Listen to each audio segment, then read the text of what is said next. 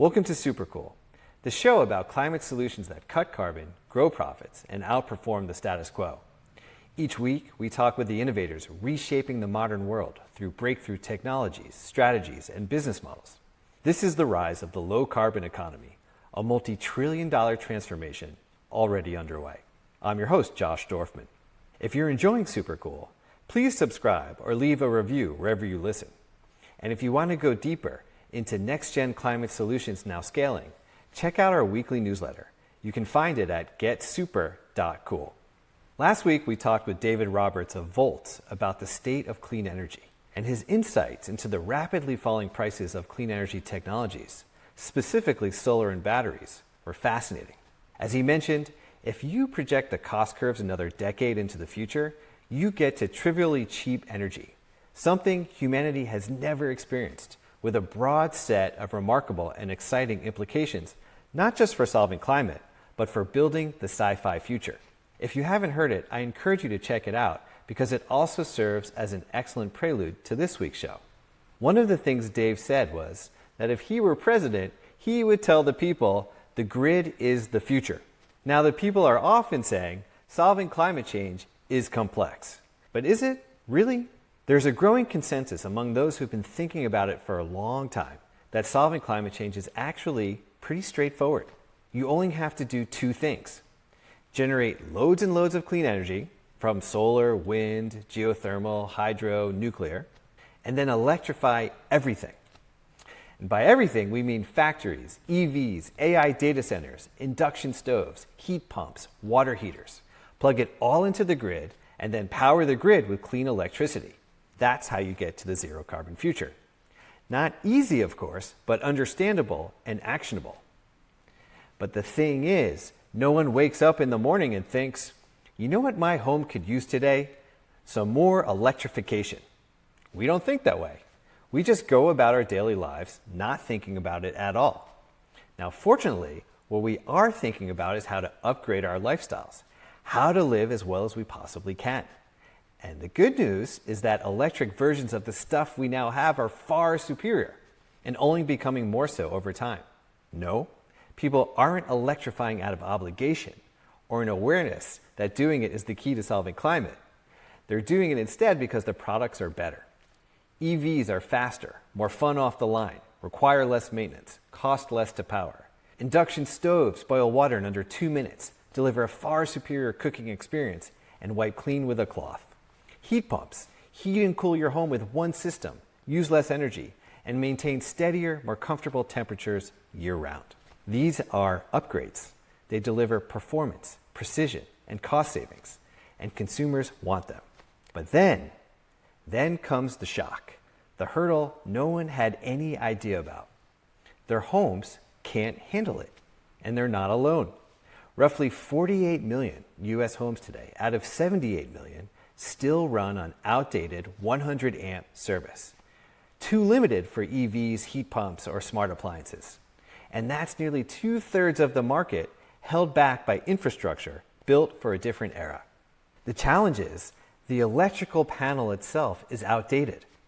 So the utility says you need a full service upgrade, new panel, new wires, thousands of dollars, and most likely a long, long wait. So what should feel exciting and awesome now feels like frustration and friction. And that's what led Arch Rao to launch Span, a digital panel designed to bring intelligence, flexibility, and control to the home's energy system. Arch was head of product at Tesla Energy, where he helped lead the development of the Powerwall for homes and Power Pack for commercial scale storage. He worked across design, deployment, and integration, bringing batteries into homes, businesses, and the grid. And he saw something critical. The tech was ready, but the home wasn't. So Span replaces your old breaker box with a smart, software-enabled panel built for a fully electrified home. And it does it so you can electrify without triggering all of those costly service upgrades. It integrates with solar and battery systems, so your home runs more efficiently and supports the grid when needed. It lets you set priorities during an outage, so the fridge stays powered while non-essential appliances wait. It gives you circuit-level visibility and control from your phone. You can see exactly how much energy each circuit is using. You can turn things on and off remotely. You can automate what runs when, so you get the most from everything in your home, your battery, solar, or EV. For homeowners, the SPAN panel is the upgrade that makes all the other upgrades possible. And SPAN doesn't stop now at the panel.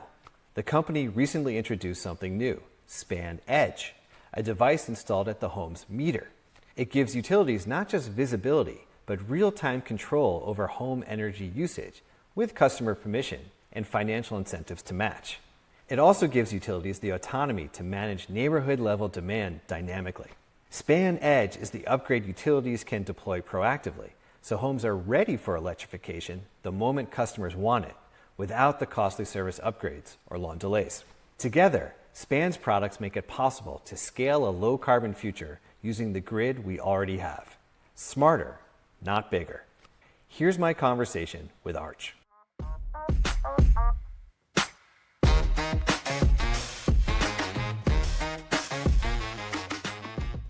Arch, welcome to Supercool. Josh, thanks for having me. So I mentioned briefly before, but the first I heard of SPAN, the first chance I got to listen to you was during COVID. I would go on these long morning walks. I lived in Asheville, North Carolina, and I would go up into the foothills with my dogs. And often I was listening to Shail Khan on his podcast talking about the VC world and climate tech. So this was a number of years ago. And I remember thinking that it wasn't fully clear to me what the opportunity was that you were seeing and why it was so important to fundamentally rethink the electrical panel in our homes.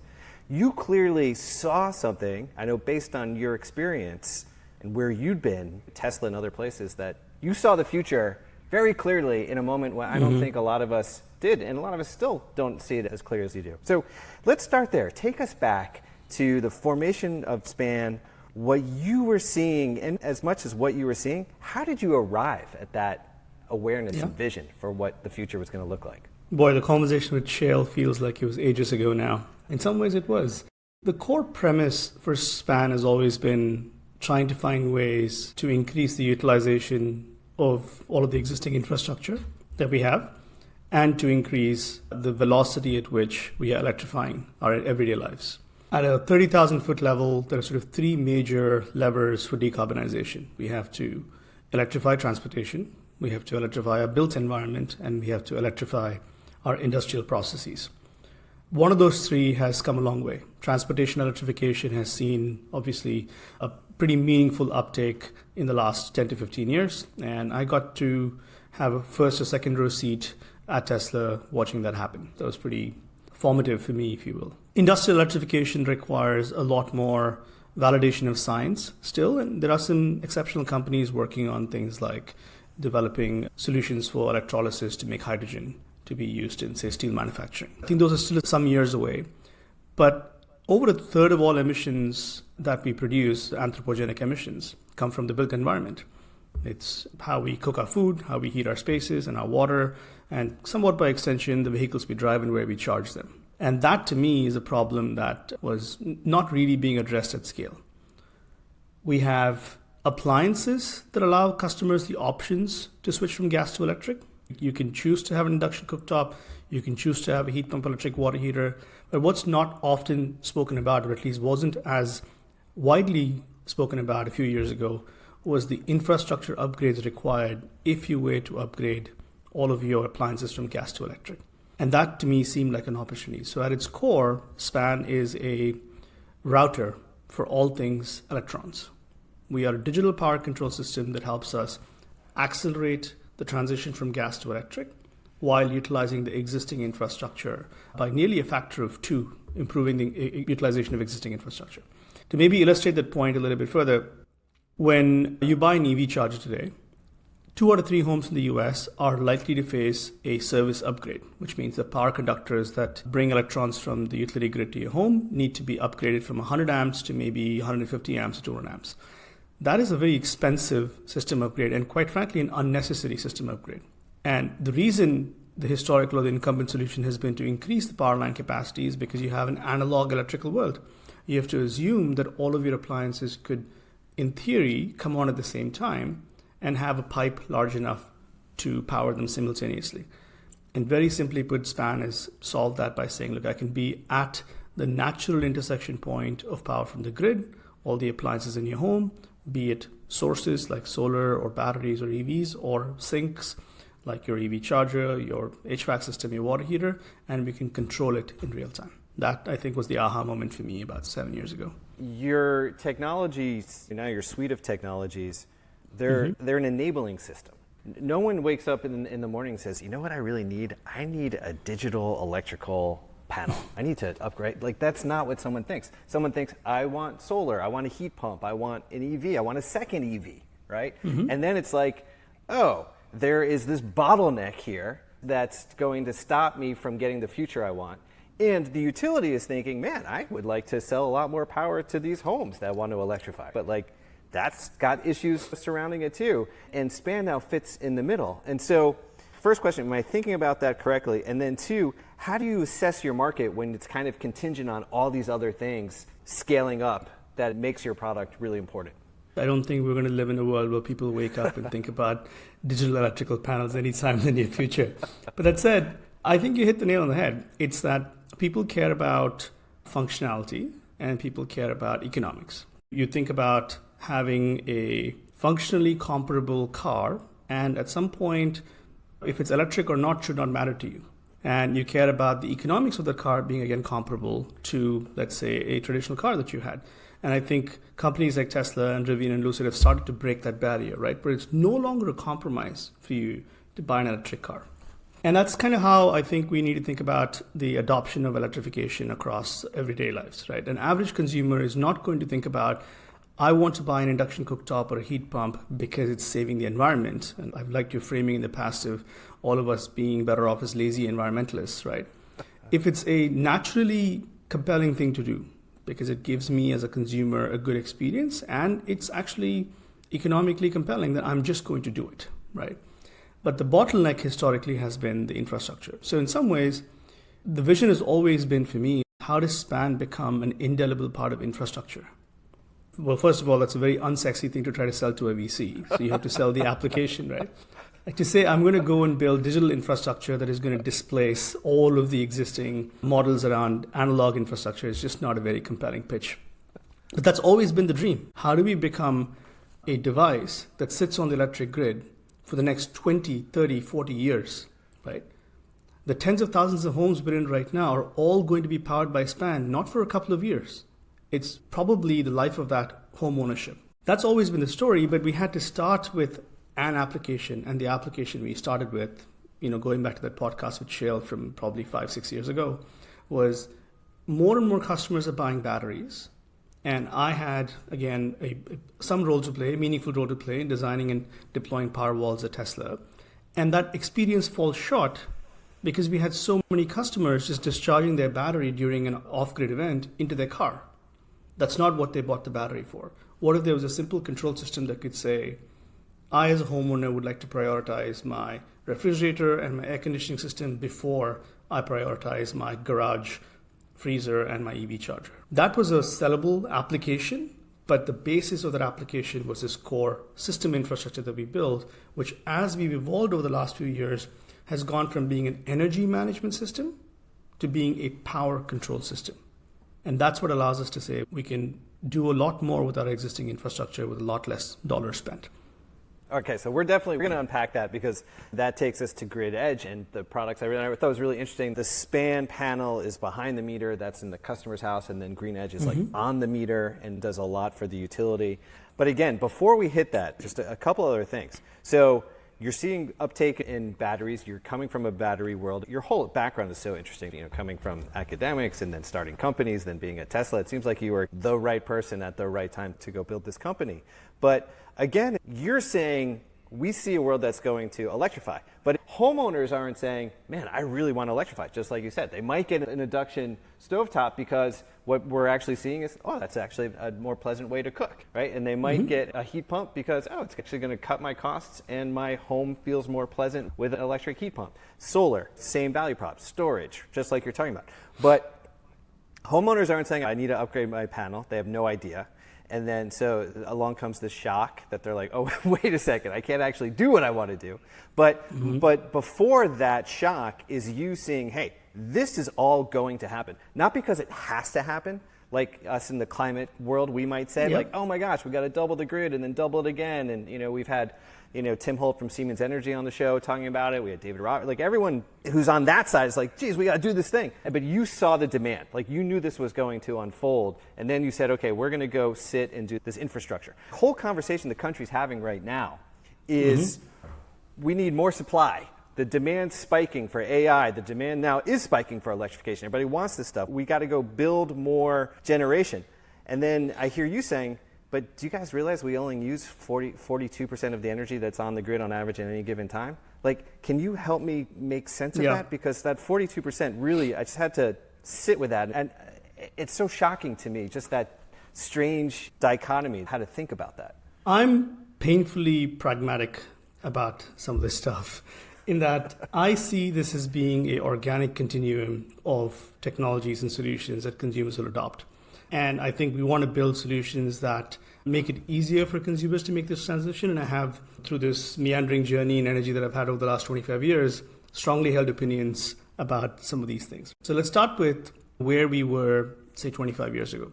In the early 2000s, there was a significant amount of indexing around residential solar and the desire for us to put more solar on rooftops. And I think that was a necessary measure to start moving us towards clean energy. At the time, the cost of building solar or wind at the grid scale versus putting solar on your roof weren't that far apart, and we were trying to close the gap, if you will.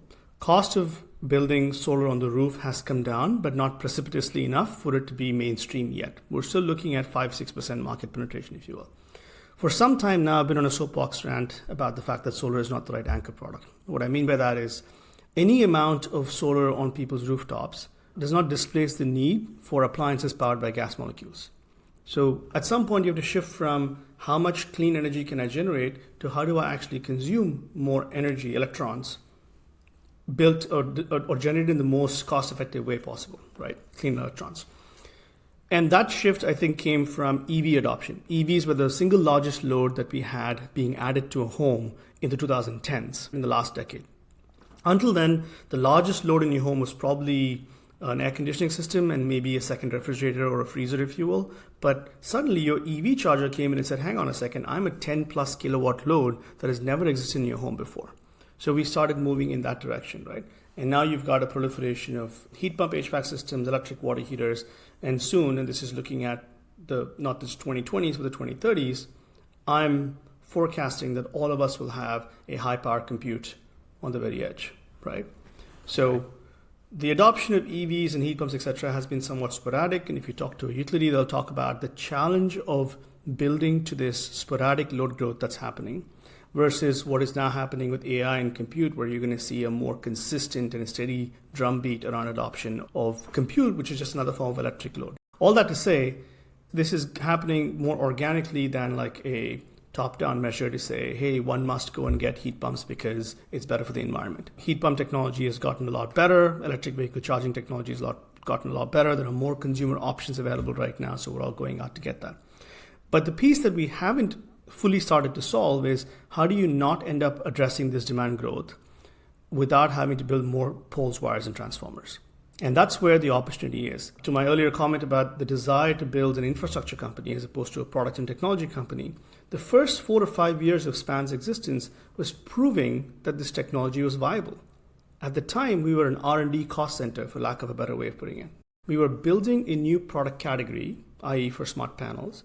We're demonstrating that there could be a certified, functionally safe solution for adding more electric loads using the existing electrical infrastructure that we have at a single home level, at a community of new homes level, and now at a grid level. That's where we are today in our evolution, where we can demonstrably and defensively show that across all 50 states in the US, we are a UL certified, AHJ approved solution for electrifying without the need for expensive poles and wires and transformers. So where do we go from here? Now we're applying the technology at scale, and really what we're finding is the utilities are likely one of the best channels we have to proliferate this at massive scale. And we have precedence with smart meters. 20 years ago, we started deploying smart meters because we wanted to use digital radios to do meter readings as opposed to doing a truck roll for just identifying how much energy consumed every month, right? And that is a very unique place that the meter holds on the grid because it's the natural interface between the grid and the home. And we just are at a place now, and this is the conversation I was having with our friends at Landis and Gear a few months ago. We're at a place now where span can be a sensing device, a controls device, and a logic device that has enough autonomy to be able to do the power management in a very efficient way. Does that make sense? That does make sense. Demand is going to spike. Yet there is this number that the utilization of the energy that's on the grid right now is, we're not at even close to total utilization. We're less than half because the grid has to be designed for peaks or whatever, but still there is this false perception. Some might say, I think you would say, hold on a second, before we go invest in all this cost, right? Yeah. Let's take a look at what the behavior is that people are going to electrify, because these are all lifestyle upgrades, really, right? Plus, as you just said, which I haven't considered, that there may be high-powered compute at the distributed edge. But do we really need to go invest into all this energy generation if we can just develop products that actually enable us to utilize energy much more efficiently, give it back, control load? Yeah. So that's what I just want to understand a little bit more, is that SPAN as infrastructure is, I mean, you can do a number of things. You can help homeowners save money, they can control their loads, they have visibility for the first time to actually see what devices are actually using and have more control and autonomy and agency, which is fantastic. When we talk about demand response or virtual power plants where the grid could then say, we're going to peak, SPAN, hey, can you guys give us back multiple megawatts? And you say, yeah, sure. Like, we can do it by zip code, we can do it by neighborhood, we can dial back the EV charging for a few minutes, give you back that load, and we can do that across many, many homes now. So how do you assess that question of, like, how much generation do we need? How far can we get just by being smarter and using what we already have? And I've also seen you talk about the fact that even still, like, grid upgrades over the next 25 years, this is $1 trillion market. Yeah. Can you help me understand these competing forces? Yeah, let's look at it through a few different sides of the prism. We often talk about generation as being what needs to grow in order to meet the growing demand. We actually have quite a bit of excess generation, even if you look at California as a market, as an example. The available, let's say, gigawatts of generation that can be turned on is greater than the total peak demand of a state like California, or the California ISO, if you will. It's actually more of a capacity problem. Like, how do you use the existing capacity on your transmission and distribution to meet the demand where it's happening? So let me proffer a slightly different regulatory framework. We talk often about affordability when you talk about utility costs and rising energy prices, and we often talk about equity. How do you make more and more customers have the option to electrify? So first, on the affordability piece, imagine if utilities were incentivized, or in fact required, to run a constrained optimization problem where they have to show that their average utilization of all the existing infrastructure has to be 75% as opposed to 40 or 50%. What would you do if I say, look, I'm not building any more pipes. I have sources of generation. I have customers having demand, and I maybe have some bidirectional sources as well at the edge. But the goal seek as a society or as a regulated utility has to be increase the utilization per hour of existing infrastructure. Then you would think about it entirely differently. You're disincentivized now from building more poles and wires. You're incentivized to utilize the poles and wires more. So that's one goal seek. The second is you can either build infrastructure or solutions like SPAN reactively. You can say, Josh decided to put a heat pump in his house. It triggered a service upgrade. I'm going to go and put a SPAN panel instead of building poles and wires, which is what more and more utilities are looking to do. Or you can say, Josh doesn't have a electric powered water heater today, but when he does want to replace his gas water heater, I don't want him to wait 6 months for a line upgrade. So I'm going to proactively install a SPAN edge device in his home, much like I install a meter. So when he's ready to make the switch, it's a very organic and simple switch. There is no added cost to the consumer. There is no added overhead from an electrical perspective to be able to add this system. So those are the two things, the affordability and equity piece that we're trying to move forward on, which is if we deploy solutions like SPAN proactively in place of building more poles and wires, it costs quarter or a third of what it would cost to build poles and wires. It takes far less time. It increases the utilization of our electricity grid, and it makes it somewhat organic for consumers to make that switch from gas to electric, which otherwise would be a painful hurdle for them to overcome. I got that. And so if I'm the utility, right? So now you have grid edge, you have the panel, which you sell to homeowners or through contractors, through home builders, it gets into a house.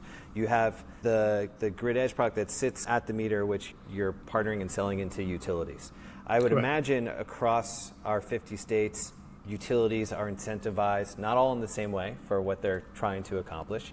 But as I'm hearing you talk about it, and if I'm a utility and I can pay some smaller amount to span or for the grid edge product, where I'm going to put this on the meter, it's going to enable electrification of key stuff that people are probably going to want, like your heat pump, your EV, your batteries, whatever, like the core stuff, right?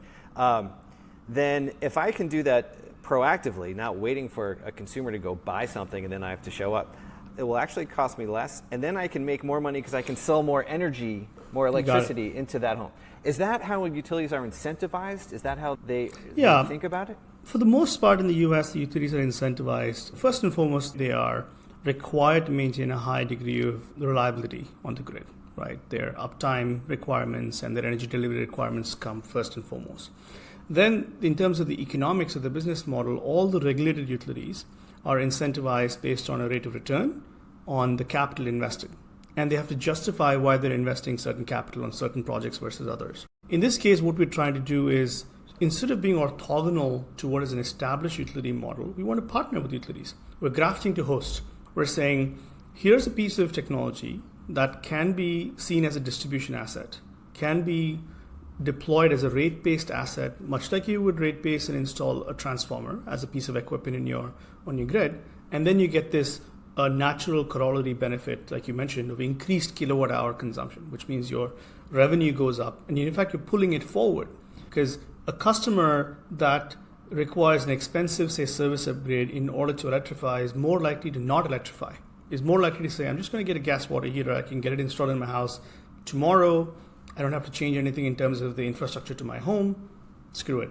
You've not been able to convert that customer into a kilowatt hour consumer for your rate base. So our model very much is the technology platform is the same. Whether you are an existing consumer, a homeowner buying our product as a retrofit panel, whether you are a home builder using our product when you're framing up and building a home, or you're a utility that is deploying our edge device as part of distribution, the core technology is identical. We're a sensing device that has real-time controls and autonomy and logic built into it. The form factor and the channel of deployment is slightly different. That's about it. And that's on the hardware front. And then give you a very anecdotal example. In PG&E in California today, what we're doing is we have a number of customers. We have thousands of customers that are already SPAN customers. They opted to put that in either as part of a EV upgrade that they did at their home or as part of a battery installation they did in their home.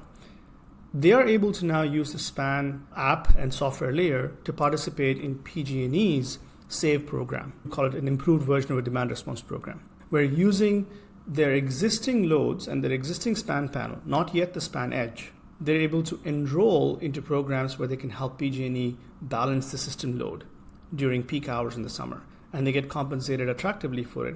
But the key difference is instead of it being a single asset control program, which is a thermostat control program or an EV control program, we've elevated the conversation to say, hey, PG&E, what is the maximum capacity you want to operate at for the next 3 hours? Through a combination of factors, available generation, the temperature profile, ambient temperature profile that causes your transformer to be overloaded as the case may be, excess solar generation that creates reverse flow, whatever combination of factors you might say, between 3 and 6 p.m. today, I don't want this node on my network to be at greater than 80% of its transformer capacity, let's say. And that then becomes the constraint below which each customer can say, what is my priority rank of loads through the SPAN app? And we're modulating all of that or orchestrating all of that to stay within that limit. It's just an entirely new paradigm in terms of how we think about unlocking platform level orchestration value with a hardware device that out of the gate has economic benefit to the customer and the grid operator. Here's what I love about this and where my brain goes as I hear you talking. I think back to, let's say, 1999. I was a little bit late to the .com era. I was in Los Angeles and I was working for a company that was thinking about video on demand and how are we going to move from dial-up to broadband. And there were all these fascinating conversations happening. And I remember sitting there at one point when we're talking about our technology and thinking, this is so fascinating. And if you ask 99% of Americans, like, they don't care at all about the infrastructure, how this is actually going to get built out, right? Because they just want the experience. When the experience comes and it's good, and then eventually it's YouTube, like, they just don't care at all about this infrastructure. And yet these infrastructure opportunities are like, this is where the billion-dollar businesses get built. And it's just so interesting, too, because as we're having this conversation, and I want to talk about Landis & Gyr, I listened to a conversation you were having on a different podcast talking about your partnership with Landis & Gyr and how you were both going to market together in some respects in that partnership. And I had to listen to it a whole bunch of times to just dissect the industry. But at the end of it, I was like, okay, basically what SPAN is doing is creating a suite of products that enables homeowners to electrify. It enables them to understand. It enables that for their devices, see how much energy their devices are using, control that energy, feed energy back to the grid, and participate in these demand response programs that will also help them earn some income by participating in that way. They have more control during an outage. They just have more control over life. And then SPAN, what does it do for the utility and with Landis & Gyr? Well, it enables the utility to have better visibility into what the home is doing down to the appliance or individual level. And then it also enables them with SPAN as a partner and Landis & Gyr to then say, hey, you know what? Either control that home load or control that zip code load, or let's really aggregate demand so that we can actually not fire up the peaker plant, but let's actually try and dial back the demand so we can balance the grid and electrify in a very smart way. And I had to listen to it 3 times to be like, aha, this is really, I mean, it's so elegant. Yeah, did you want to respond to that? 2 related points you made there that really, really underscore our purpose. The analogy you used from the world of data and telecom is a good one. When you think about the evolution of routers for data management, an average customer doesn't think about what kind of packet prioritization and switching is my router doing to make sure that my streaming quality is unimpacted. It's doing that. They just don't think about it, right? It's obviously prioritizing streaming video or streaming gaming over, let's say, email data coming into your router. In a somewhat strained way, that's what we're doing with electrons. We're saying, I can throttle certain loads because there's no perceptible impact to you. If I throttle your EV charger from 100% to 73% for 15 minutes because I'm allowing your dryer heating element to come online, you have seen no impact to your life whatsoever. And that's behind the scenes kind of optimization that happens in the world of data packets. It happens in the world of telecom infrastructure. And we built all this telecom infrastructure over the course of a decade in anticipation of every device being 5G, 6G connected, as the case may be. And you had to have had, in some ways, the prescience to say, I'm going to build that infrastructure because I know that 5 or 10 years from now, everybody is going to have one or more personal devices that's going to be streaming content all the time, whether we like it or not, right? So that is a very, very useful analogy I can think of. Obviously, the world of energy has more physics to it. If I have a data loss when I'm streaming video, it's not the end of the world. If I start having gaps in energy delivery, that can have negative impacts on appliances and devices and things like that. So it's a slightly higher order functional safety problem. That's our purpose, what we do really, really well. On the utility side of the equation, let me give you some numbers to maybe illustrate why a partner like Landis & Gyr is critical. Well, first, the move towards advanced metering infrastructure has been one that's taken really shape and form over the last 2 decades, and it's been very successful globally. AMI has been something that's been deployed fairly significantly. Where I see that puck going to is advanced metering becomes advanced grid edge infrastructure.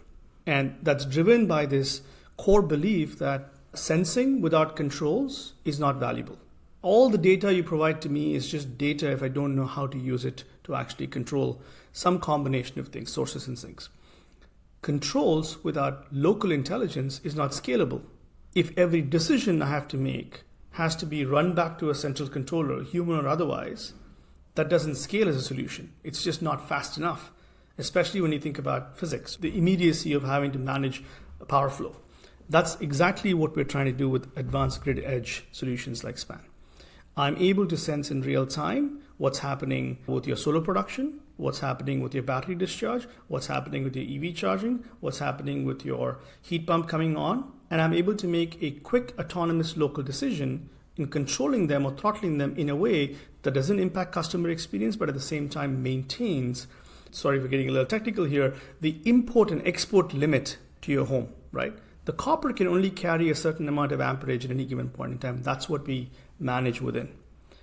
And that we do really, really well at this point. We've been doing that for years now. And again, this is one of those things that just happens behind the scenes. And this is what allows home builders, as an example. We work with Pulte Homes. They're putting our products in all of their California homes because they are now able to build homes for 200 amps as opposed to overbuilding them to 400 amps. On every single lot in a production home, they're saving $5,000 to $6,000. That is very, very measurable defensible value, right? And now you take that and say, okay, the home builders save money. Now let's think about the experience of the customer on an ongoing basis. If I can set your limit to 100 amps that's driven by physics, can I now set it to 75 amps based on economics? Can I give you a compelling enough reason to say, hey, Josh, for the next few hours, the grid needs your help.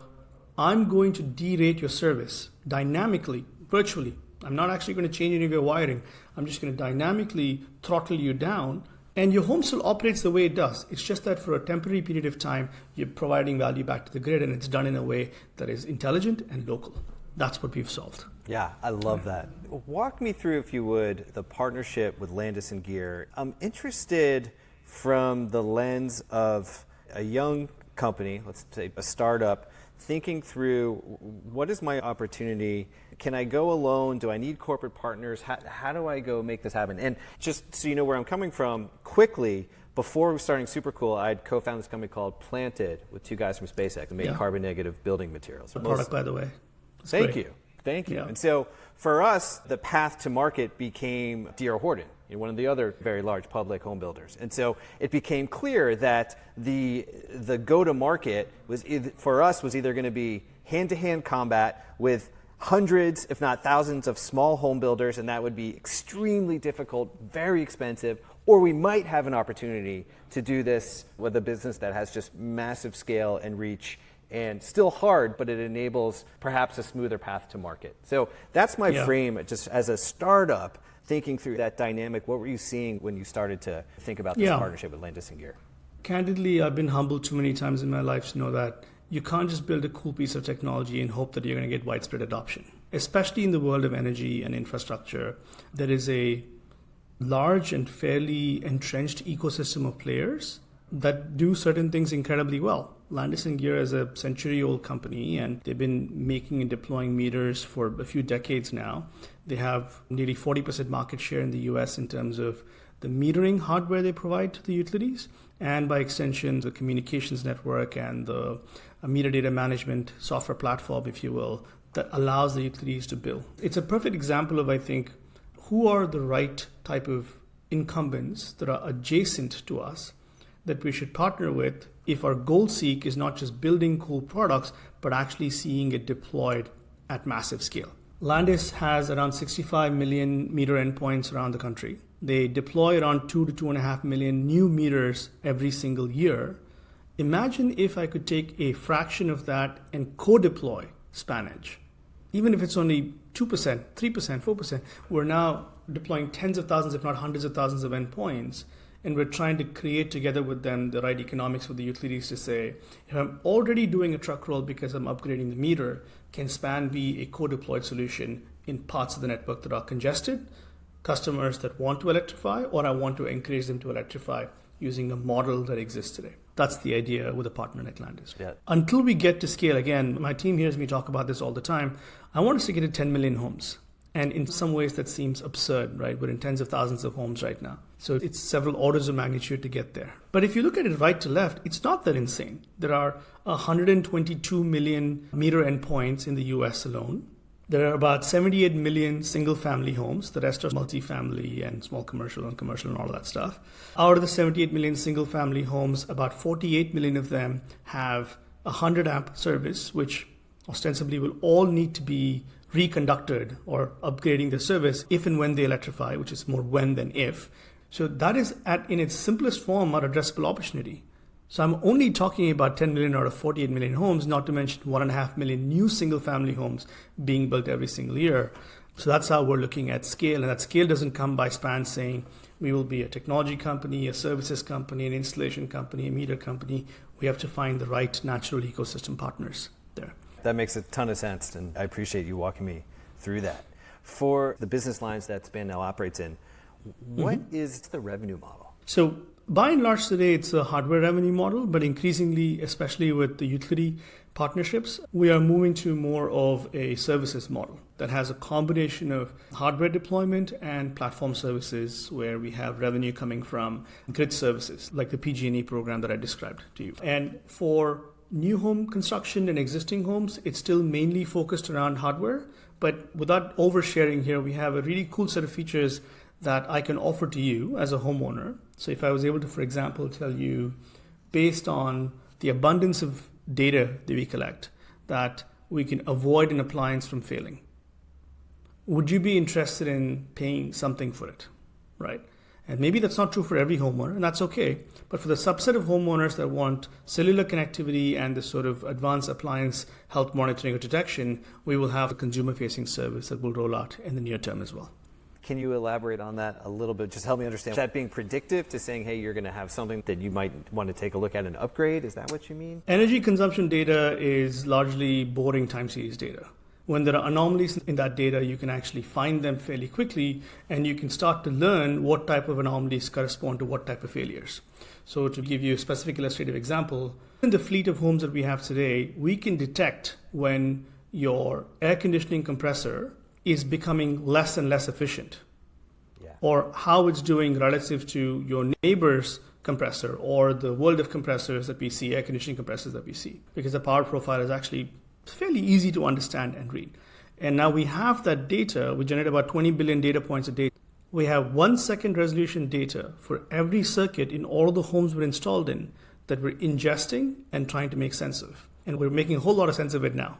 We can see when your refrigerator door has been left open. We can see when your curling iron has been powered on or left on for longer than 10 minutes. We can see when your washer cycle ends and you're ready to move it to your dryer cycle. I mean, some of it sounds kitschy, right? I don't think everybody needs a reminder when they have to move their wet clothes into the dryer. Some of us do. But I think there are higher order things. Like I experienced this personally myself. The pump in my water heater failed at one point and it flooded my garage. And it was a $15,000 fix.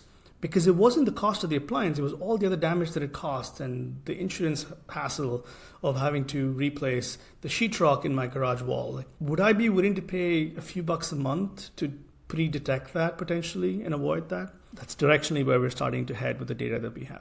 And that's a very consumer-specific value, and some people will attribute a lot of value to that and some people won't, and that's okay. It's like an add-on software service to the hardware product that has economic value for you, whether or not you sign up to the subscription. Totally get it. Yeah. Totally get it. As I'm hearing you talk, one of the things I wanted to ask you about, you actually did use the word at one point, is as Span products are in homes, whether it's a homeowner buying themselves, a utility putting it in, the ability to autonomously orchestrate energy flow is really fascinating to me. And I come back to this thing that, again, Tim Holt from Siemens Energy said when he was on, and he was talking about the vision for the grid. If you think about autonomous vehicles and where that's going to go, there's a vision for the grid that he was starting to talk about. The grid may potentially start to operate autonomously, sort of phonically in that way as well. Do you share a similar view of where we may be going and the efficiencies that may unlock as we move to a more electrified world? I think we've all envisioned or aspired to be in a place where that's true, and I think we're trending there, perhaps more gradually than we would like. This symphonic orchestration, if you will, of power systems. Maybe a slightly different way I've been thinking about that is you have to instrument a system to be able to control it, right? What we're building is that instrumentation, the sensing and control capability, and we're driving the cost of it down so much that it can become, again, as obvious as, why would I build a new home without this in it?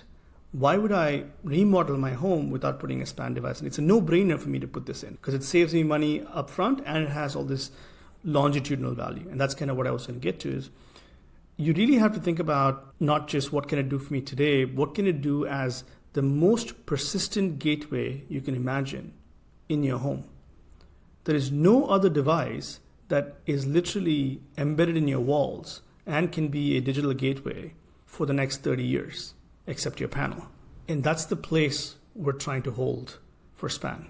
Agnostic of what appliances you buy, like in your average car is less than 10 years before well, in the US is even less than that. The average air conditioning system has a 12.5-year life. The average cooktop has a 10-year life. Almost all appliances in your home have a decade to decade and a half in terms of its operating life.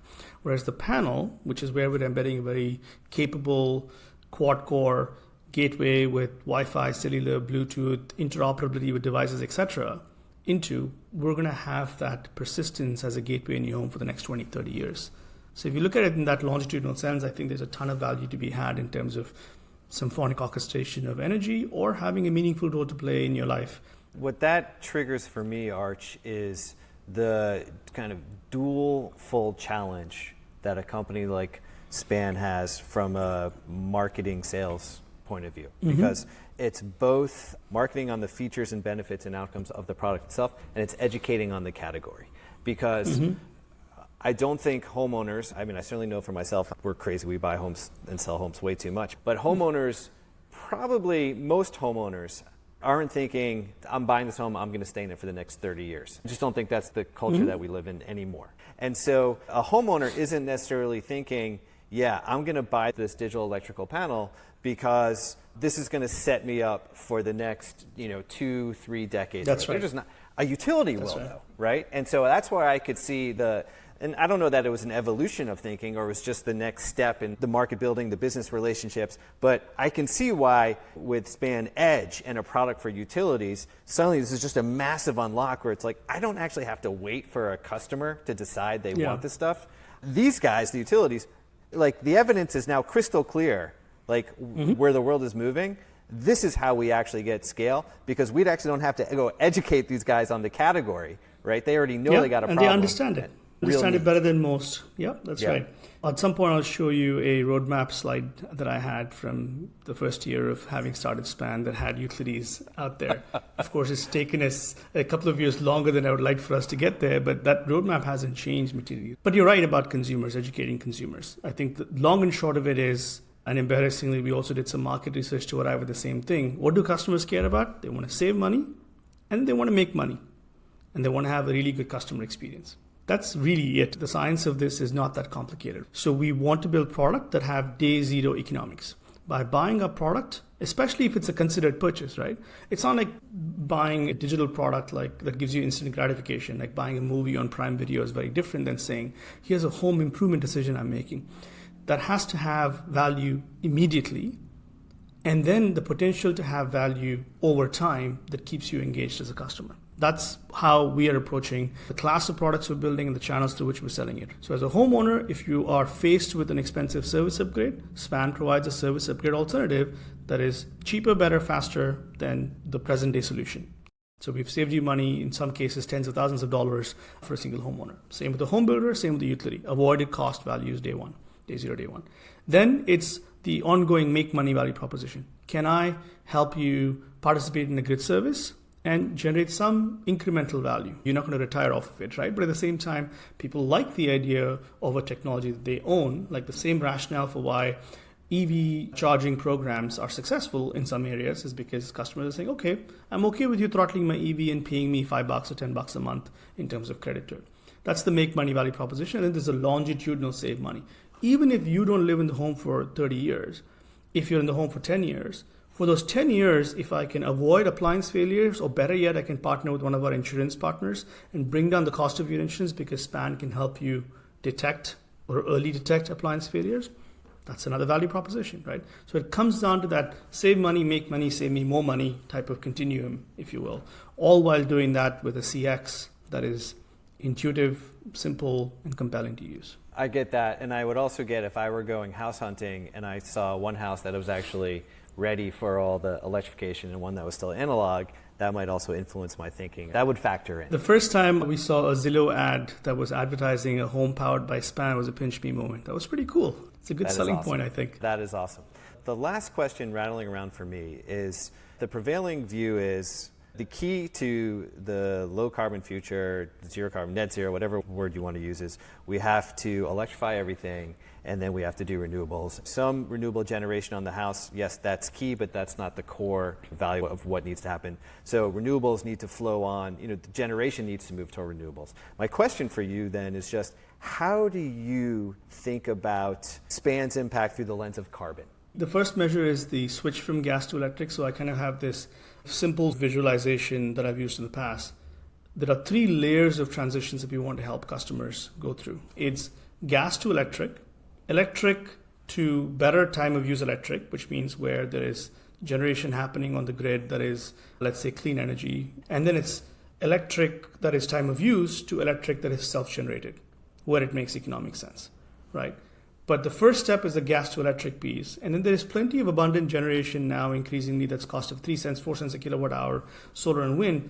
If I can move my consumption to match more to that, then I'm increasing the utilization of clean energy generation as opposed to having to rely on peak power plants, if you will, the time shifting energy. And then the final piece, obviously, is if it makes economic sense for me and society by extension to have a solar panel on my roof, fantastic, let's do that. That is a third layer of switching. And I think our product is designed to do exactly that, in that sequence, if you will. Arch, thank you so much for coming on, spending some time with us, and walking me through the journey with SPAN. It's just very inspiring. I appreciate it. Thanks for having me on, Josh. Now it's your turn to go and evangelize on our behalf for the rest of the world.